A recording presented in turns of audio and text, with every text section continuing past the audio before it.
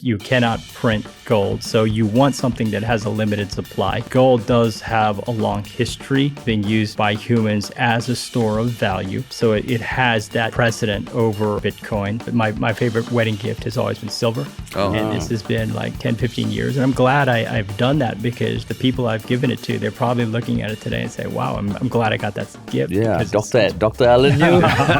He knew. This gold has relatively less industrial applications, than silver. And so that was also probably one of the reasons why it has had this special place in history. I guess they just use it for those, $1,000 sticks. The gold flakes. The gold flakes and all, yeah. So what's interesting about this solution that Lion Global came up with is they will custody the gold here in Singapore. So you don't have to worry about the sovereign risk of anyone seizing your gold. Li Shenlong said this, the U.S. actually has de facto extraterritorial power over your investments in U.S. dollar assets. What's up, everybody? Welcome to another episode of Yala, your thrice weekly podcast where we talk about the hottest news with a touch of what, Terrence? Good old humor. Good old humor, man. Yeah. So today is a special episode where we're going to learn about a space that, we all know exists, but I don't understand much. And it's going to be a deeper dive than we've ever done before, right? Yeah. Because we're talking to real experts here. Yeah. And I do realize that there's one, for my wedding, right? In Indian culture, sometimes people give ang paos, but sometimes people give little pieces of gold. Not substantial and all, but I guess because of the way gold has been spiking, their ang pao gift has actually been appreciating over time. Oh, yeah. I know Chinese as well. There's gifts of gold for the bride and everything as well. Yeah. So, good times. But just understanding why everything is happening. Yeah. That's why it's cool that we have an expert today. We have Dr. Allen Kuo, who is the Chief Investment Officer of Singlife. Welcome to Yala Bud. Thank you very much for having me. Yeah. Welcome. Is talking about gold like something that every day that you have to do, or is it something that you're so used to talking about that it just comes off the top of your head? I think a lot of more people have been interested in gold simply because they're seeing the news these days. But I think what's interesting is that the gold was probably always relevant. For whatever reason, people have frowned upon investing in gold. It's been called the barbarous relic by Keynes, it's the relic for barbarians. So it's kind of strange, how this came about. But it's because more recently the price action has generated a lot of buzz around it. But I think it was always relevant. So for us, when we look at the topic of gold, we're like, okay, what are we going to jump into? How are we going to talk about it? Other than your own experience from your wedding and the gifts they received, what's your experiences with gold?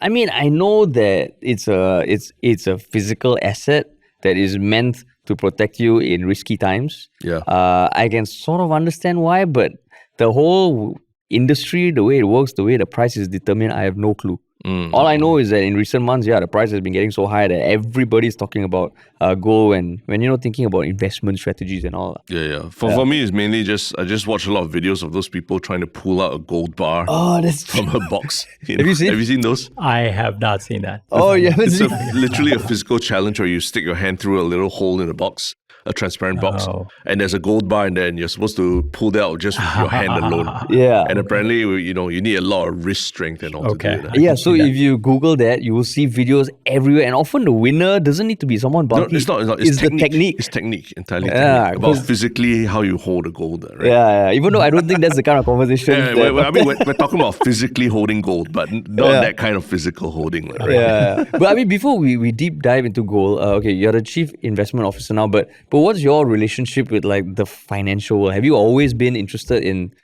that sort of topics? So I started, my background is in mathematics and physics, but so I went to grad school in New York City, and a lot of the scientific types end up going to Wall Street. And so I ended up doing that. So I started my career in risk management at BlackRock in New York. I'm the Chief Investment Officer right now, but I spent the bulk of my career as an investment risk manager. So that kind of guides a lot about how I view the world, and how I invest. So, Well, what about the doing math and physics. How did that guide you in your career on Wall Street as well? Like, what was different between, someone like you who studied math and physics versus, we did business in school, but, so we might have a different approach. And Terence worked on Wall Street as well. I did, but just purely in the... And look at where you are now. Yeah, look at where I am now. Mine was more the advisory side of things, yeah. Well, a lot of the tasks that, you're required to do on Wall Street are quantitative. And, from modeling of financial securities to technical coding of systems to help traders and things like that. And so they're looking for people with rigorous, hard skills. And that's why it has has been a large employer on Wall Street even to this day. And I mean, having worked in the space of risk management, which ultimately depends on external factors, the way the world is going. Like, what interests you about the way the world works and how that influences markets or assets or investments and stuff like that? Wait, say that again. What influences? What do you find interesting about the way the world works? Things that are happening in the world, political issues, or anything that ultimately impacts the way the markets move? Well, I do think the topic of gold is important because I think to understand the assets you invest in, you have to have a baseline for what is risky and what is not risky. Because if you don't have a baseline for what we call in finance is the numeraire, the riskless asset. And if you don't know what that is, you can't really judge like how much risk am I taking, and because you need to get compensated for the risk. So kind of as a mathematician, I'm always interested in the more fundamental questions, whatever I'm dealing with. And so in finance, that's probably one of the key ones. What is numeraire? What is the riskless asset? And the fact is, for the longest time, it has been the U.S. dollar, has been the U.S. Treasury, the short-term U.S. Treasury bill. And I think what's interesting, I think times are changing. And that's why, gold may come back as, reappear as some form of riskless asset. So when you use the term, the riskless asset, is it just like a benchmark upon which other assets are kind of priced? So when you do, there's a lot of Wall Street has to do with what we call derivative pricing. What is the price of the right but not the obligation to buy the Microsoft stock for $200 1 year from now? What is that contract worth? Okay, and so when you want to price something like that, it's a mathematical exercise. But underneath that is, if you don't know it's a riskless asset, you can't price because it's priced relative to that. And typically, in all your textbooks, that risk-free asset is you usually use a short-term, Treasury bill. And so that's what's interesting, because if you don't get that right, the whole, edifice depends on that underlying principle. I see. Yeah. So, I mean, just going to something that you mentioned, gold specifically, in its role in terms of de-risking, or at least like risk management, right? Could you go back to the fundamentals of what gold has represented for basically humanity all this while, and how, where it began, and, give us a TLDR of like how it's changed over time and where it is Yeah, today. I think, you can go back thousands of years, right? Yeah. So, you could talk about the Romans, you could talk about the Chinese. The Chinese were using silver, before as money. But if you just look at today's world and you talk about the U.S. dollar, right? You have the idea of a commodity-backed currency versus a fiat currency. So the U.S. dollar was originally a commodity-backed currency. It was essentially the U.S. was in a war against Britain.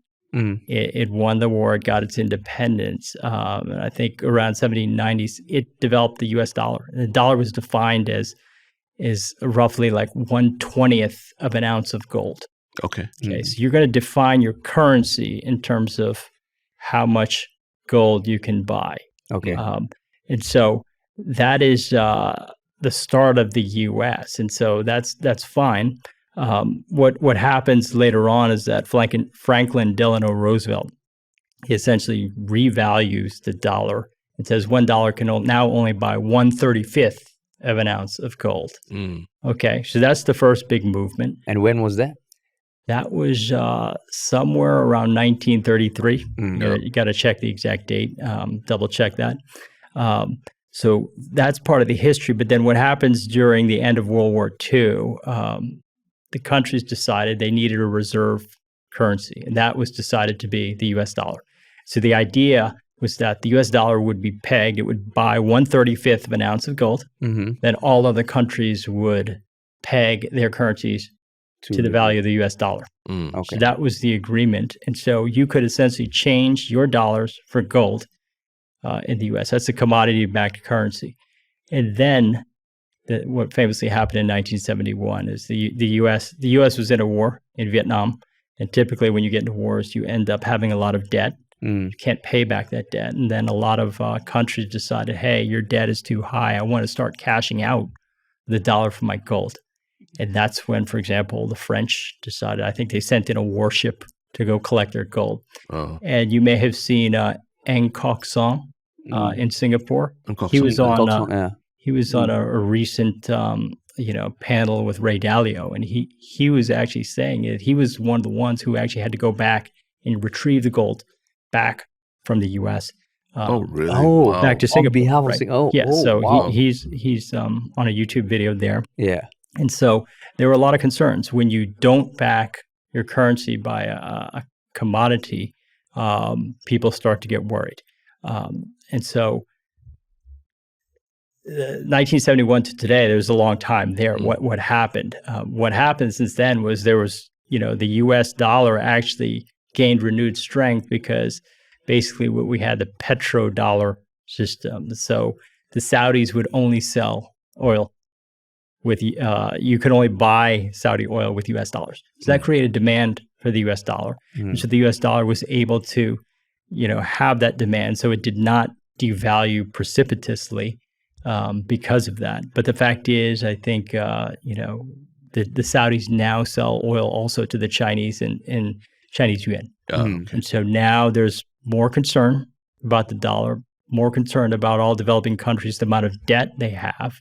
And so there's a little bit of fear right now about what these currencies, the fiat currencies, represent. So that means the US dollar was no longer commodity backed after the 70s? Yes. After 1971, Nixon basically, they say, closed the gold window. You could not redeem your dollars for gold anymore. Now you're in a brave new world. You had to have dollars for oil, so that kind of implicitly created the oil commodity backing for the dollar. But now that is slowly going away. I see. So that means in some way the dollar still needed to be backed by a physical asset. At the end of the day, and the U.S. realized that too, and so and now we have to have some new ideas. I see. Yeah.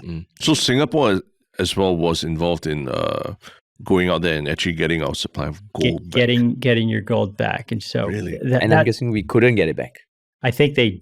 Well, you'd have to ask him. I thought he did. He did on the podcast say he got it back on the plane. Oh my God! Did you see that? Because the plane, when the passengers got off, the plane tilted because the gold was so heavy. Oh, this is a story he told. Wow! Right. Oh damn! Oh, so, yeah. Pretty scary. So yeah. But that means our relationship with gold has also evolved quite a bit over time, right?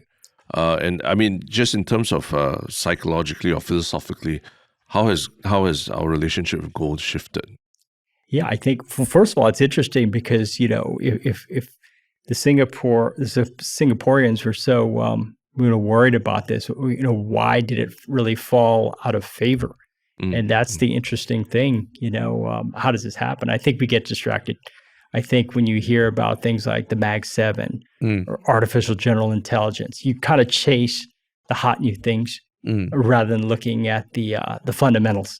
And I think that's what happens. And it's like, I think the standard argument in gold is it pays no interest. So I'm not going to own that, right? And so, that is an important concept. Let me just talk about that for a second. Because we have the idea of a financial asset and a real asset. Okay, a financial asset, like if I buy a stock and a bond is a financial asset. If I buy a bond from Microsoft, that's my asset, but that's a liability for Microsoft. They have to pay up to me. And so I face risk there because if they don't pay, that's credit risk, then they default, I lose my money. So the interest that Microsoft pays is compensation for the risk that I'm taking. I see. Okay. A real asset is basically no one's liability. So a real asset is, for example, either real estate, commodities, metals like gold and things like that. It's not someone else's liability, so it cannot default. There's no credit risk, and therefore it pays.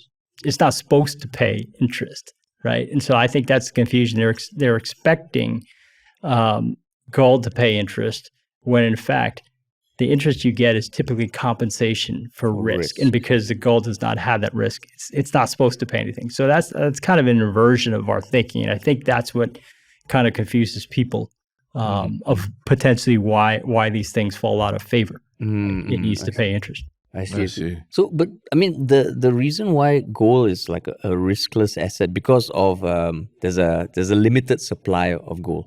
And I mean, is that the main reason, or are there other aspects? That's probably a pretty good reason. You cannot print gold, so you want something that has a limited supply. Yeah. Okay. So Bitcoin also has a limited supply also. Yeah. But the fact is, gold does have a long history as being used, by humans as a store of value.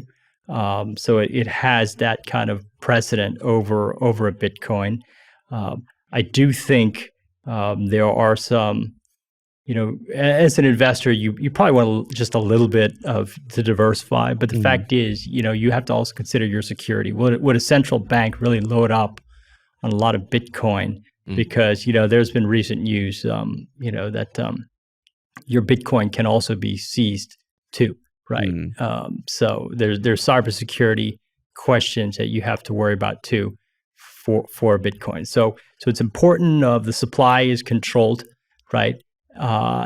Because once you have the supply controlled, you have this store of value. Like your ounce of gold, right, in the 1800s could probably buy a couple months worth of food, and that same ounce of gold also can buy a couple months of food. So it stores its value well, and you have to worry about the idea of inflation or loss of purchasing power of your currency. So institutional investors, you asked about what I worry about. Gold is just one piece of a larger puzzle. And part of that puzzle is making sure I retain purchasing power. And so that we call that the real return of our assets. We don't look at just, I get 5% coupon from this bond. If inflation is 6%, my real return is negative 1%. So we look at real returns. It's the rate of return of the bond minus the inflation rate. And we're usually tasked. A lot of institutional investors are tasked to create a certain real return, not nominal return. So ultimately, that means Harish's wedding gifts in gold. Back then he could trade it for food on the table. Today now you can still buy a house. You can still trade it for food. I don't know about buying a house in Singapore, but not enough. You can trade it for food. So it retains its. It's intrinsic value. Intrinsic value, such that whether it's 5 years ago, 10 years ago, or today, there's something that you can exchange for it. Right? You're exactly right. And the fact is, I have given, silver. My favorite wedding gift has always been silver. And this has been like 10, 15 years. And I'm glad I've done that because the people I've given it to, they're probably looking at it today and say, wow, I'm glad I got that gift. Yeah, Dr. Allen knew. He knew. It's worth a little more. So I think as a risk manager, we're worried about potential tail risk events. And so a long-term store of value, it has worked. And I mean, there's no risk of it ever losing its value. Like, I know this might sound like a noob question, but maybe there's just a deposit of gold that we haven't found on Earth, or as space exploration goes. Is there that risk? There has to be a non-zero risk, right? Eventually it's possible there could be some technical discovery, but I think what's more important even before you go there, it's this idea again of the riskless asset, because we look at the price of gold, we say $4,500 US dollars for an ounce of gold. Yeah.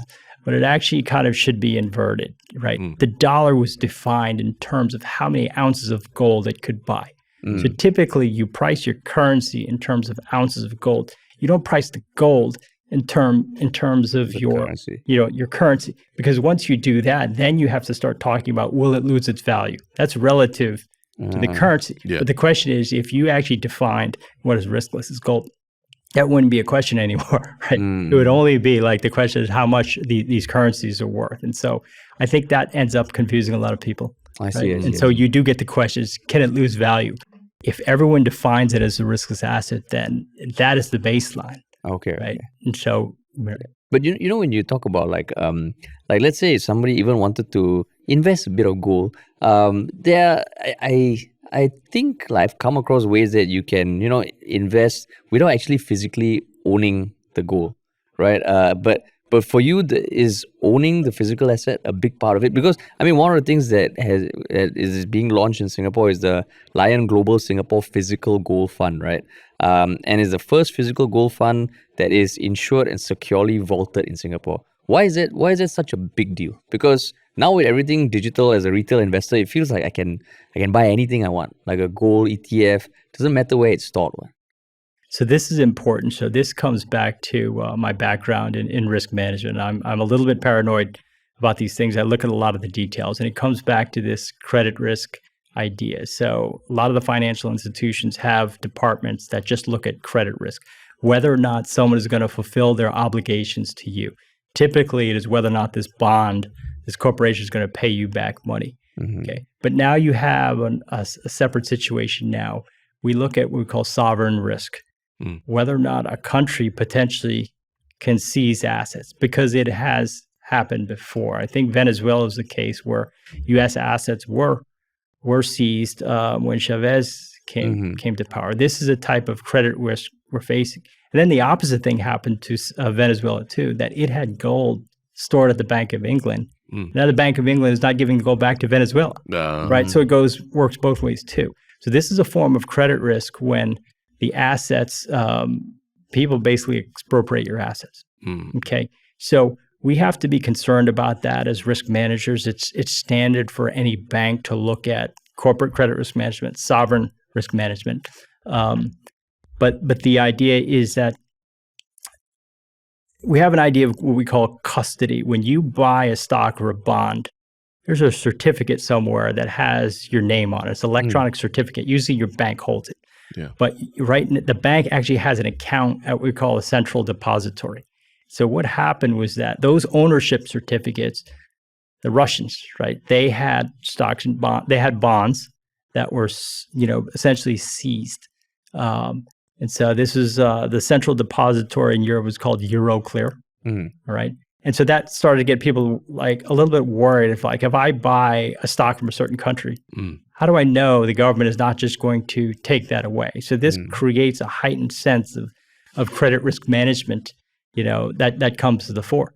And so when we talk about buying gold, typically you'll get that as an ETF, but the custody of the ETF could be in a foreign jurisdiction. For example, it could be actually held, even though it's traded in Singapore, the actual gold is held in New York or London. So what's interesting about this solution that Lion Global came up with is they will custody the gold here in Singapore. So you don't have to worry about the sovereign risk of anyone seizing your gold. And I think Lee Hsien Loong, he also said this, a month or two ago. It's like, the U.S. actually has de facto extraterritorial power over your investments in U.S. dollar assets. And so you can take that risk, but are you aware of the risk? And are you being fully compensated for that risk? This is the thing that investors need to at least be aware of and deal with before they invest. So why not I go the extra mile and say I want the gold in my bed. I want to sleep with it. Yeah. Like, would that be the best thing to do? Or that comes with the risk of people breaking into my house? Yeah, maybe higher risk. That is true. So it is interesting that the Lion Global Fund, you don't have to worry about having it in your house because it is stored in Freeport here in Singapore, and there's insurance on it against theft. So that is a potential solution for you. You could probably hold a little bit of gold. Some people have safes in their house too, right? But yeah, you do have to worry about all these little things here and there. These are all risks that have to be priced. I see. I mean, you studied math and physics, and that was your training. But it sounds like you need to have a handle on like basically everything that's going on geopolitical around the world and all. Like, doesn't it get like too much in terms of like just keeping track of the credit risk of every single country out there as well? It is a lot, and I think that is why it's important to can you deal with a lot of variables? And I think some of the training, in math and physics, you're dealing with a lot of variables too. And so I think it's a little bit helpful so that you don't get too confused, when this is happening. But let's be realistic too. A lot of things you cannot predict. I make, no promises that I can actually predict the future. No one really can. But you have to be aware of the risks and at least have if you're going to take the risks, know that you're taking them versus, hey, I lost this money because I had no idea this was going to happen. That part is unacceptable, right? I mean, in terms of generational attitudes to risk, because I mean, I grew up in a time when by the time I was aware of the world, Berlin Wall fell, and I've only grown up in the capitalist system where everything just works, right? And you believe that there's this one system that works. But now it just seems like every other day there's something that challenges a fundamental belief that I've grown up with. And it makes me realize that, hey, maybe there are a lot of things that, people with more experience than me, older than me, have seen in the world that I have not seen. Do you see like a difference between generations in terms of what they've been exposed to in history and politics, such that their approach to risk is different as well? No, that's definitely the case, and it would only be natural that is true. But the only question is, are you willing to read history? Are you willing to take history seriously, or do you actually feel that it seems like there's a bias that everything modern is somehow better? And I personally don't believe that. I think generally humans kind of have the same basic nature. And if anything, I think humans in the past, because we didn't have the internet, you could, cogitate or think more deeply on certain things. Whereas it's harder to do that these days when you can just look up the answer directly on Google. So there are good things with that.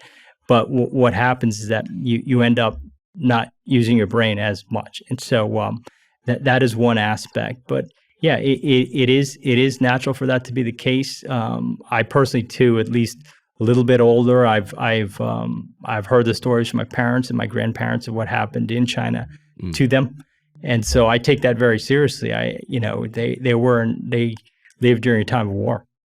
And to assume that, everything will always remain peaceful, I don't think that's the right assumption to make. It's like, are we that lucky, whereas they were that unlucky, or what is the natural state of things? So you need to be prepared, for these things to happen, I believe. Was that something you always grew up with, or over time, the more you observe the world, the more you realize, okay, we can't take things for granted? It's probably part personality too. I was more interested in things in the past. So I am ethnic Chinese, but I was born in the U.S. And so I was really curious, where do my parents come from? And so I was always interested in the stories they told, during the war years, whatever, in China, really what happened to you. And it's pretty amazing what they had to go through. And you're fighting for your life. And it's you can't sleep at night because of something that happened at work. But these guys, they're faced with life and death situations. Could you sleep during those situations? How did you get through stuff like that? So you'd have to be pretty tough, and you have to respect, the people who survived those times. So that means from young you've had an interest in that, and it kind of shaped how you view things like, for example, risk management. Yeah, it was probably a more natural fit for me to worry about a lot of different details. So one thing you said before we started recording that was quite interesting is based on what people tend to know about gold, that it's an asset that can protect us in that will not lose its value in risky times, right? But you brought this one thing where you're saying people are now getting excited about gold going up in value because it's a chance to make some returns, but they're not really thinking about, okay, does that mean that are we in riskier times? And is that something that you think not enough attention is being paid to, or whether the price is being inflated because of other factors? Yeah, I definitely see that aspect because, all my life, we look at various risk indicators, and one of them was the gold price. Yeah. And, people are looking at the price and saying, just focusing on, or not. I don't think the same attention is being focused on the risk of what this potentially means for the world. And you probably don't want the price of gold to go up, right? It's probably not a good thing, actually, because it tells you that, potentially something is about to happen here that you may not like. So I think you also have to look at it that way. I don't think it's just a positive thing at all. But how do you separate, I'm with social media, things can kind of escalate way quicker than it could before social media. So how do you, in your research, separate just the hype, the speculation versus real indicators? Yeah, that's very difficult to do. That is the job of the mathematician, to find actually what are the variables that actually count here. So that's very difficult to do. Ultimately, you must admit there is some degree of subjectivity.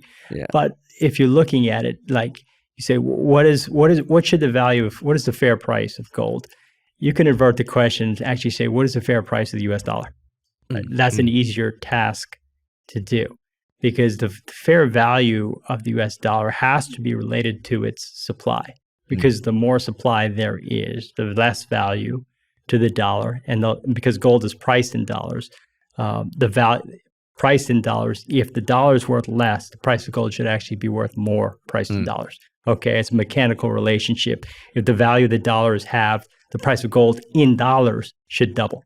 Right, that's the basic idea. And so I think you can't you can't get rid of the basic laws of supply and demand. If you see the amount of what we call the money supply, M2 money supply in the U.S., and it's growing at a certain rate, I think historically it's on the order of 6%.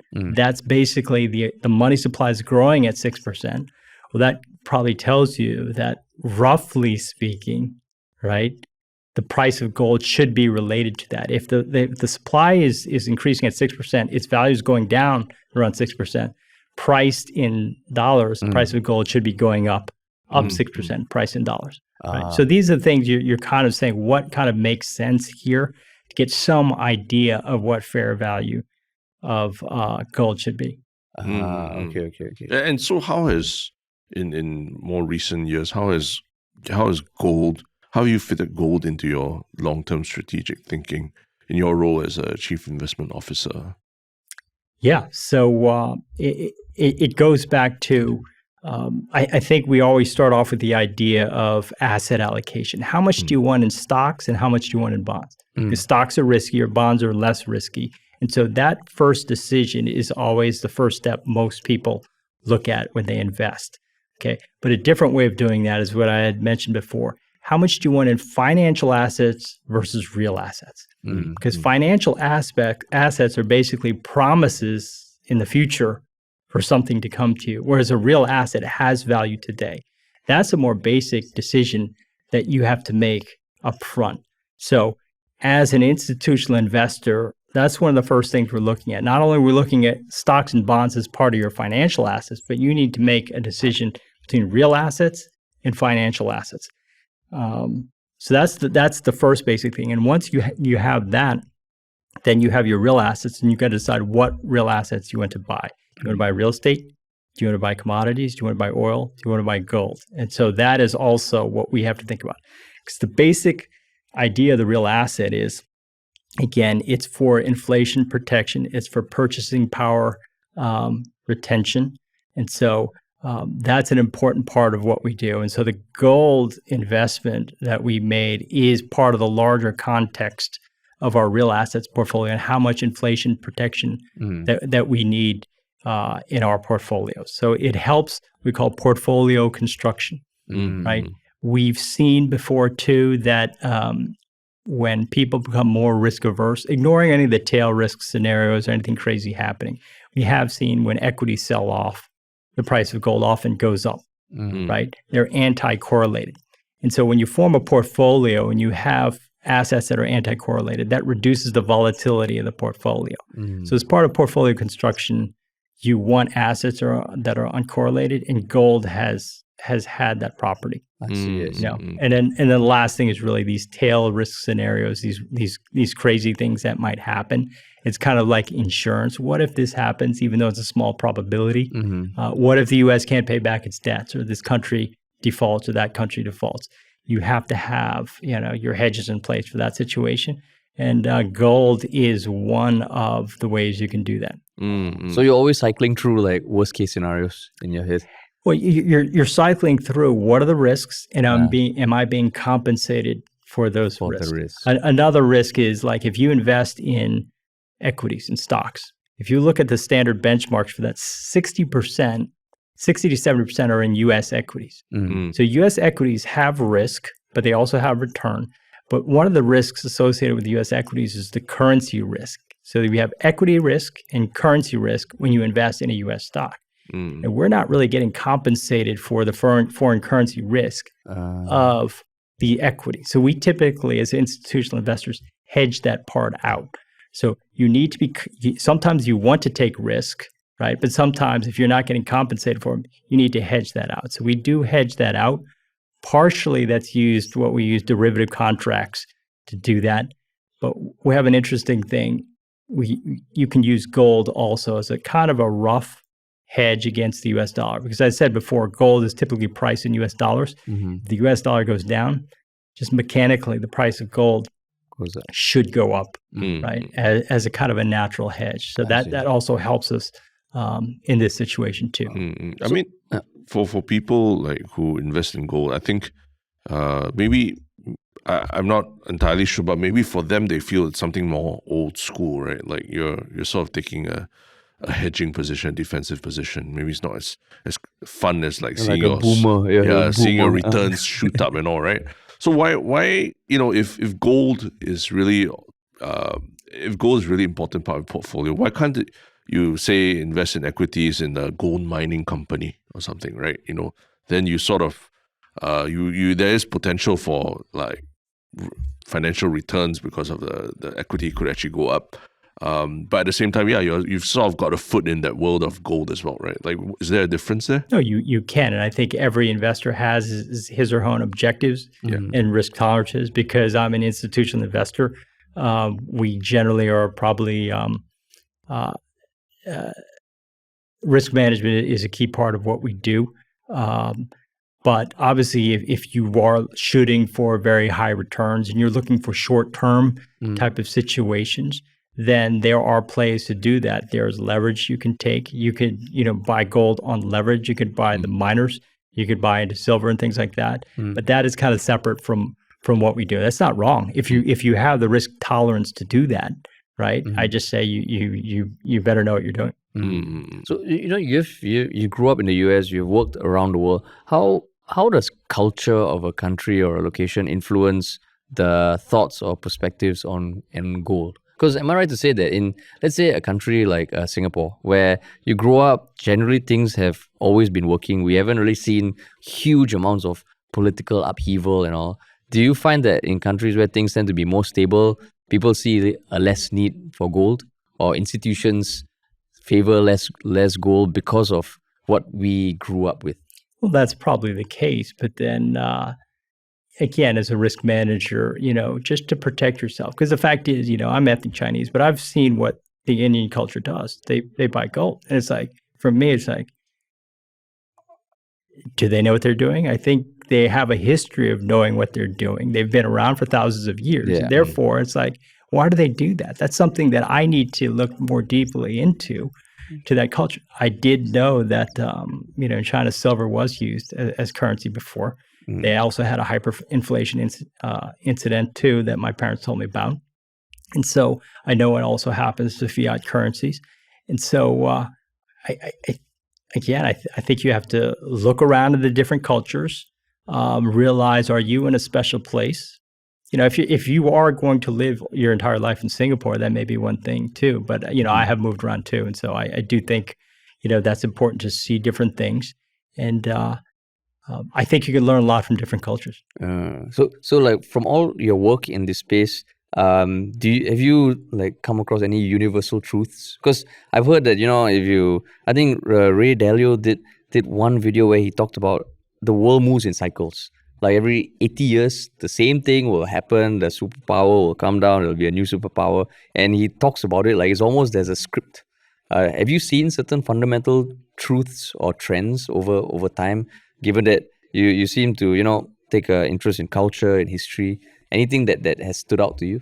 Well, definitely, it's hard to argue against what Ray Dalio has done, and I think his process by which he arrives at his conclusions, to look at history and look at those patterns, is something you can't ignore. I do think at the end of the day, gold has been used for money for thousands of years, and if you think that today is different, I think the evidence is against you. That is true. That is true. So, you ask what is universal. I would think that ultimately, over the long term, gold has a role to play. In people's lives. So my grandparents, great-grandparents, all with the gold, they were onto something. They were onto something without even maybe like understanding what they were on. But it made sense. It made sense. Yeah, made more sense than the ang paos, I suppose, right? Yeah. Because even around Deepavali, there's one day, I think it's 𝘚𝘪𝘀. I don't know why, but there's a big part of it is buying gold, like in Indian culture. And maybe there were some people saying, we are hedging the risk and all that, but a lot of people just saw it as something festive, something celebratory. But they were investing for the future. Yeah. But I did want to ask as well, right? What you're seeing in the world today and the idea of trust in institutions. Every day, even for me, just reading the news, that's being challenged, right? For you as an institutional investor, what is the role of trust when you think about your strategy, your investing strategy as well? How important does that? How do you gauge people's the level of trust that they have in the institutions and how that affects their decisions? Well, yeah. If what you're asking is to the extent that people don't trust the system, then obviously that is probably bullish for gold. So I do have to gauge not just the reality, but I also have to gauge perceptions of reality. So that is a true statement. Now, what is going on with the level of trust? All I know is a little bit about the United States, and I do think that the level of trust is going down a bit there. And so, it's got to be very interesting times. The past. The U.S. had, a very powerful country. I was very fortunate enough to live in those times, but I'm also aware that these things don't last forever, and so you have to have your savings. I think what you mentioned a moment ago, I think I'd give your ancestors more credit. I think they actually saw. I don't think it was rocket science either, because what I'm reading too is when you go through different dynasties in China, the government collapses. Right, you're in a situation. So I have that ancestral book, right, and it goes back to 600 A.D. And you're reading this, that's fine, but then you start to piece it together. It's wait a second, this is between the Sung and the Ming dynasty. What happened? Because that government is not there anymore. So I think these people are well aware that the only thing that crosses between these dynasties, the currency that still has value, is something like a gold or a silver.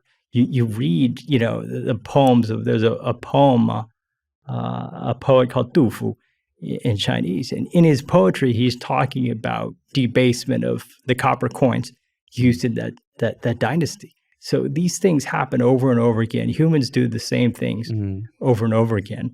And I think we can learn a lot from them. So I mean, but is there anything different that you're seeing now compared to, your years in the line, your study of history? Anything different you're seeing now or noticing that maybe is worrying to you? With regards to, now the big talk is artificial intelligence, but what other things are you seeing in these past few years that are almost surprising to you? No, I do think the amount of information that we have is kind of overwhelming, and it's easy to get diverted. And so your ability to latch on to the things that really are universal, that will, are not just marketing gimmicks and things like that, you have to be able to see through that. And I think it's very, very difficult, with the amount of information out there, with the amount of personalities out there that are very influential, right? You have to be able to make decisions for yourself and engage. Right, is there any sort of conflicts of interest between what this person is saying and what he can personally benefit with, right? And so those are the things that's usually a typical sign that you have to understand motivations. Are there proper disclosures, right? Is there's something in it for this person? Is that why he's saying these things? So those are the things you just have to know. And it's natural for you to, sell your own book, but just to be aware of that. And I just think that it's tougher and tougher to differentiate, these things these days. Has that made your life more difficult or more interesting? I think it's more difficult for me in the sense that I have kids, and I just have to make sure that they are aware of some of these things. Do you believe everything you see or not, right? Or are you thinking for yourself through this? Does that make sense, right? To come to your own conclusions. Does your job become harder though? Because you are an expert and an institutional investor, so you have to convince people to trust you and trust what you're telling them and all. Has your job become harder in the last few years as we mentioned, trust has gone in institutions has gone down over the years?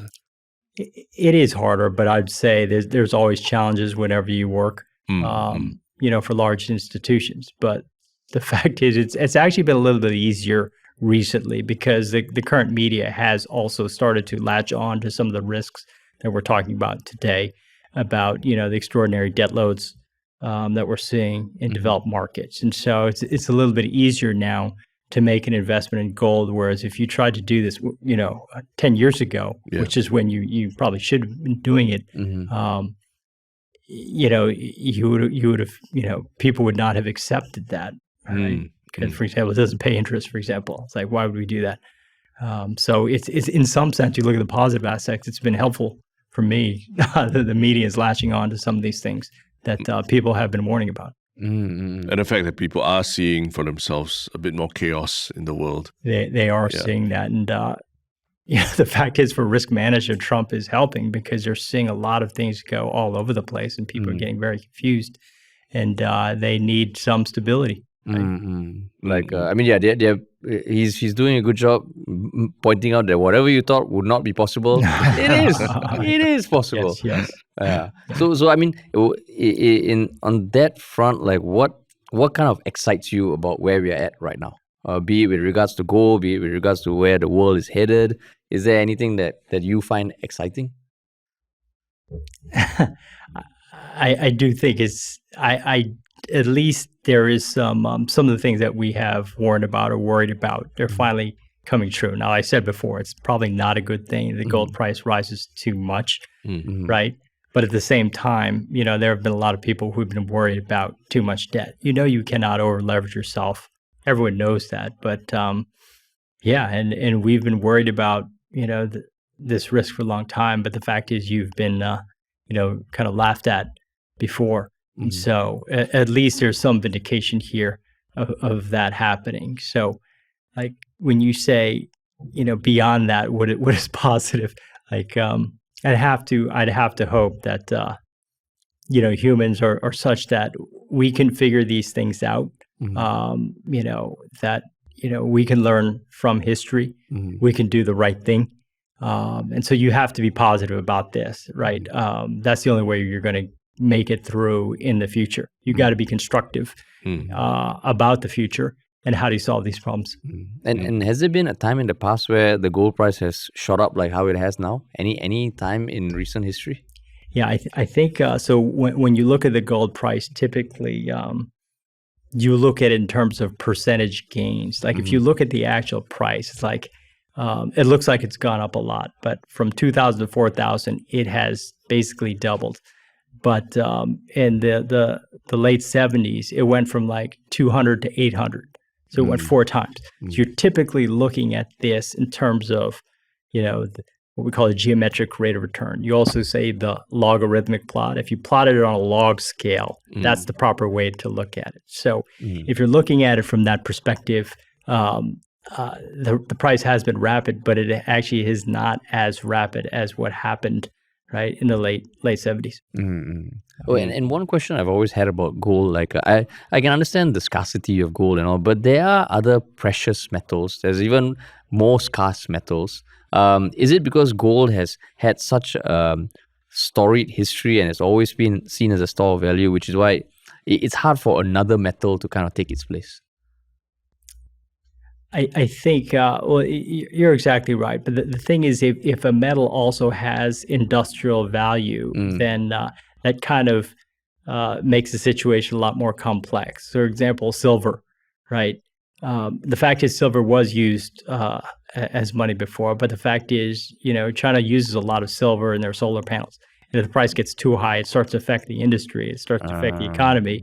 And therefore, it is a political situation. And is this, for certain countries, this may not be, you may not want the price to rise as much for certain metals as others.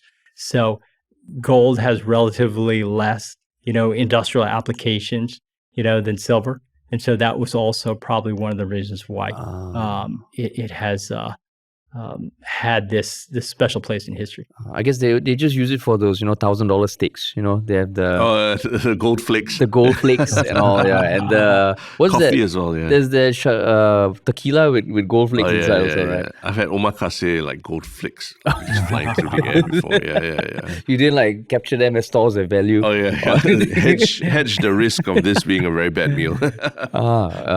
So I mean that's interesting, and I mean it's one of those things that we always hear about, but I think you only hear the sexy parts of gold, like the rates of return and all. But I think it's interesting to hear the perspective that it's an indicator of a lot of other things that we also need to pay attention to. I think so. Yeah, and anything else that you feel people don't understand about gold or think a certain way about gold that maybe they need to relook at?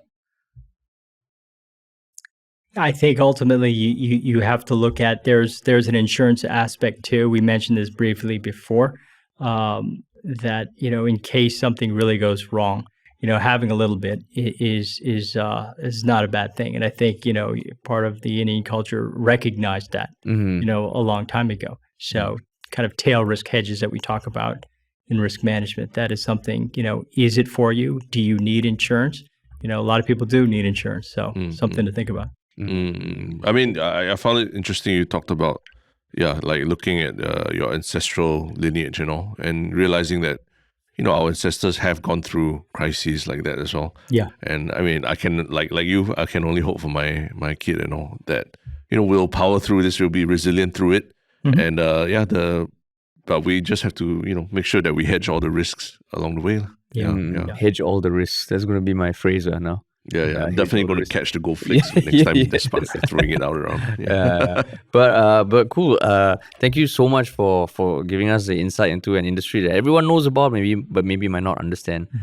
We just have the final question, which is the one Shiok thing. So it doesn't have to be gold related. Hopefully, it's not gold related. But we can go first, and then we'll come to you. Terrence, you have your one Shiok thing. Actually, I've been listening to this podcast. Hosted by Steve-O.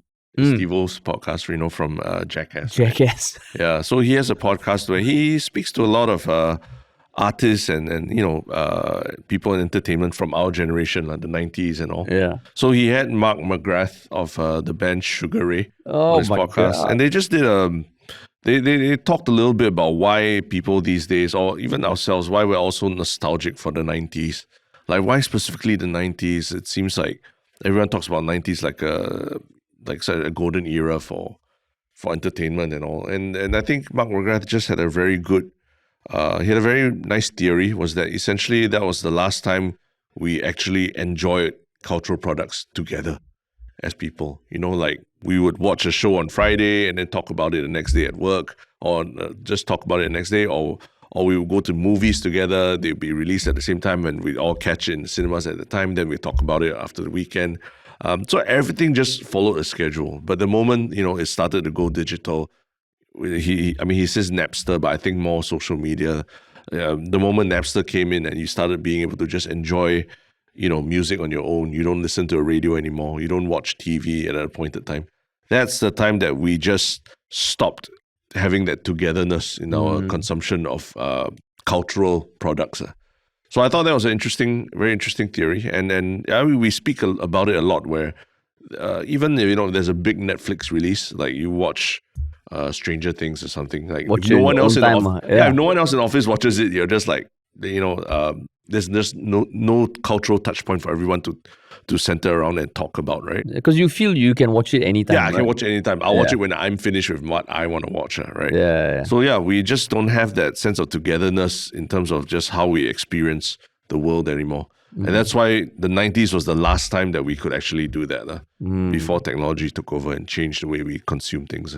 Oh, that's interesting. So it was a lot deeper than I thought, but from a singer of a pop band, Yeah. But I enjoyed it, yeah. I mean, there's a lot of these podcasts. I mean, there are a lot of podcasts about ex-footballers talking about the 90s and 2000s. Now, singers. I guess that's a trend, lah. Yeah, it is. Romanticizing the 90s. Okay, my one Shiok Thing is a recent TED Talk that was highlighted by one of our teammates. It's by Gab Whaley. So he's one of the co-founders of Mischief. Have you heard of Mischief? MSCHF. They're a creative studio based in New York. And what they do is, like what their name implies, Mischief, they just do these very interesting projects that often have a commercial angle to them. Like they come up with very interesting products or things that are satirical, that poke fun at certain belief systems that we have. And the talk about is about bad ideas, because he talks about how some of the worst ideas that his team have come up with have actually become like their most viral. So he gave a couple of examples. One of my favorite examples is when he used to hear people say, I have the keys to my car. So what they did was as a company, they bought a car and they made keys to the car, except they didn't make one set, they made 5,000 sets. And you could buy a set of keys. So over the course of 1 or 2 years, they just put the car on the street and people would just use their key, drive the car. I think it was geotagged, and it just became something that brought together a community of 5,000 people who had this shared car that they all co-owned. And he said it took off like they couldn't imagine. They would organize meetups of co-owners of the car. And they all shared this one car. So he talks a lot about, in some ways, shared culture. Everybody can participate in this cultural moment, and they often come from like the worst ideas because no one can imagine this being possible. So it's a short talk. It's like 11 minutes, but interesting. Very, very cool ideas that his team does. So those are our one Shiok Things. Over to you, Dr. Allen.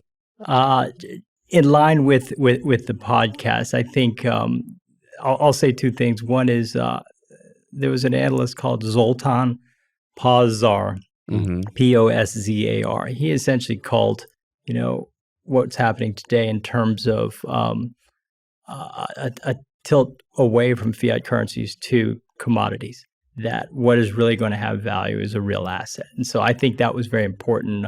It's harder to access him because he's more institutional, but I think he's very important because he was able to call this when it was less, popular to have these types of opinions. He did this in a paper, or? He was an analyst. He's always focused on this. He's got his own newsletter now. Got it.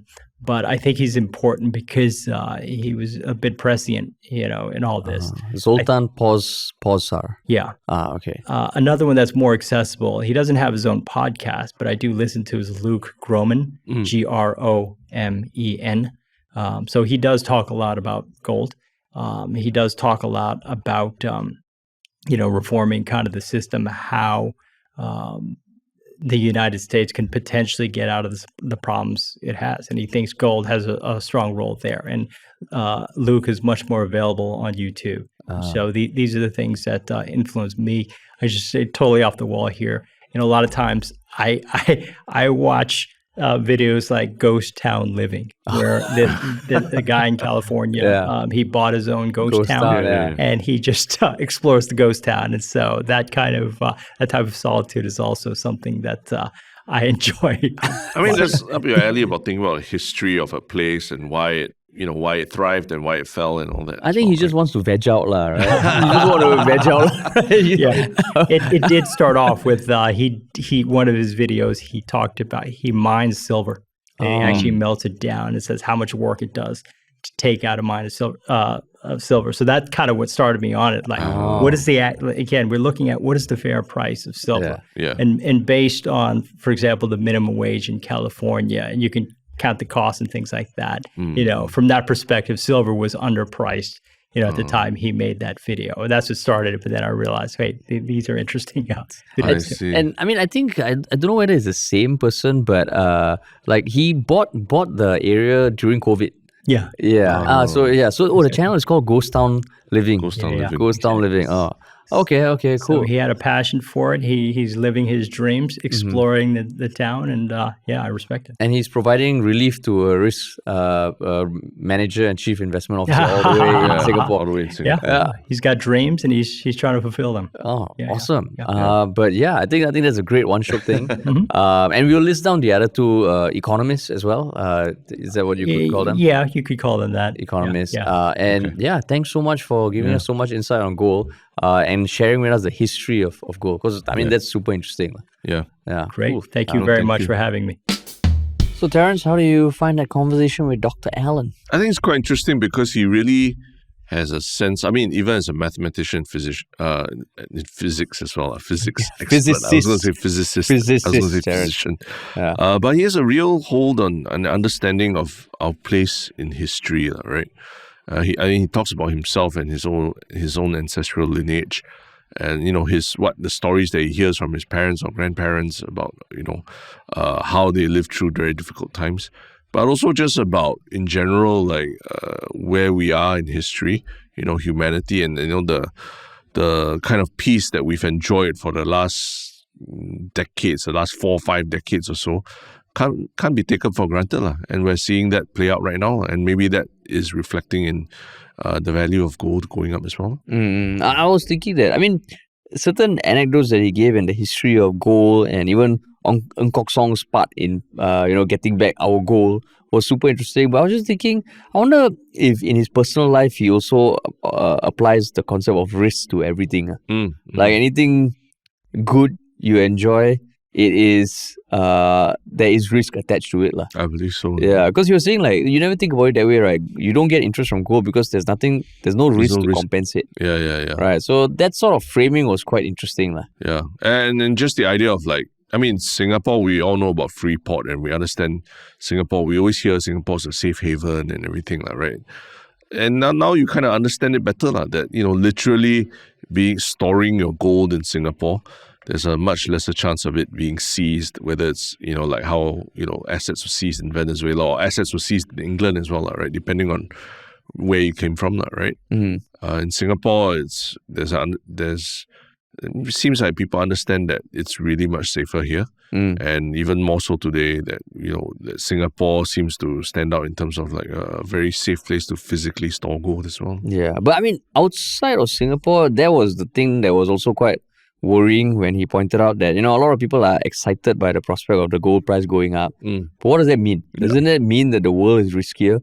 Because I think it's one thing about looking at the news and thinking the world is going to shit, because you can always tell yourself that, okay, media inflates the bad, doesn't highlight the good. Singapore generally quite safe. But if these sort of things kind of they have been typically the indicator for how risky the world is going up, right?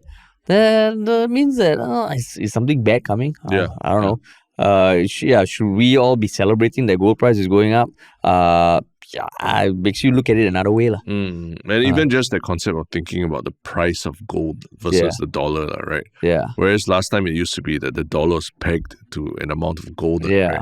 And how our thinking has evolved from that, and why we should maybe go back to the old way of thinking where the store of value is really gold, right? Not the dollar itself. Which also made me think about wedding gifts. Honestly, giving a gold coin is probably the best wedding gift you can get. Seems like it, Yeah, that's right. But he gives silver, he gives silver. Different, Yeah, but I mean, interesting, precious metal. And another thing I found very interesting was when he kind of gave us the context of why other precious metals kind of supplanting gold as the reserve commodity of the world is quite hard, because gold really has not much industrial value. It does play a part in microchips and all, but I think it's such a minute amount that generally it's not as in high demand as uranium or silver. Interesting. But I mean, hopefully if you're listening, you also found a few nuggets of history. And I see what you did there. Nuggets. Oh, Gold nuggets. nuggets. Oh, gold nuggets. Oh, I'm already speaking the language. Yeah. But yeah, I hope you found it useful. If you did, I hope you can share it with at least one other person. We have links to everything we talk about in the podcast in the show notes, so please check it out. Please also follow us on social media. And if you want a weekly newsletter that has all our one Shiok things of that week, you can sign up for your little bit at yalabud.com. And if you want to work with us, please email us at contact@ministryoffunny.com or just go to ministryoffunny.com, check out our portfolio, and there's a contact us page there as well. Awesome. Thanks for listening, everybody, and we'll talk to you all soon.